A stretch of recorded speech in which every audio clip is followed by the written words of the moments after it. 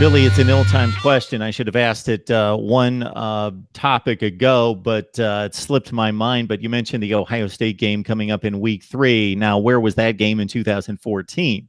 Of course, the players on both sides of the field weren't around for 2014. But in terms of the fan bases and with TCU coming on the negative side of that college football playoff decision, I'm guessing that's just going to be kind of talk and brought up that particular week, and probably has been during the offseason, since that's a marquee non-conference game.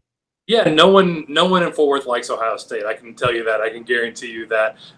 They've become my least favorite team, even more than Baylor, I think. So it's becoming a lot of hate there.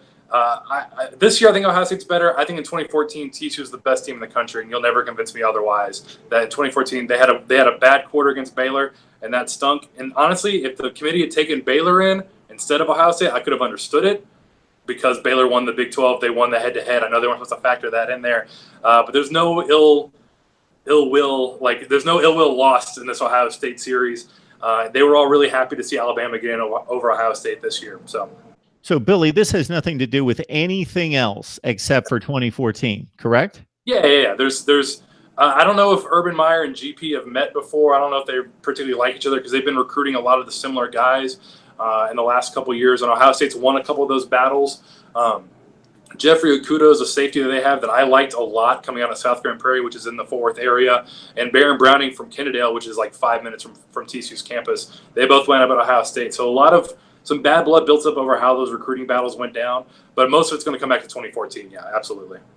Billy Wessel's Purple Menace Rivals platform for TCU, joining us with some great insight into the Horned Frog. So, Billy, I'm just curious about this Ohio State conversation here. I can talk all day. I don't care. It doesn't matter. because typically, if you're TCU, you hate Oklahoma, Texas, and formerly Texas A&M. I don't know what the thought process is there, since they've left the conference. But Ohio State didn't control the decision. They actually went on and won the national championship, and all these teams involved had one loss. So you could.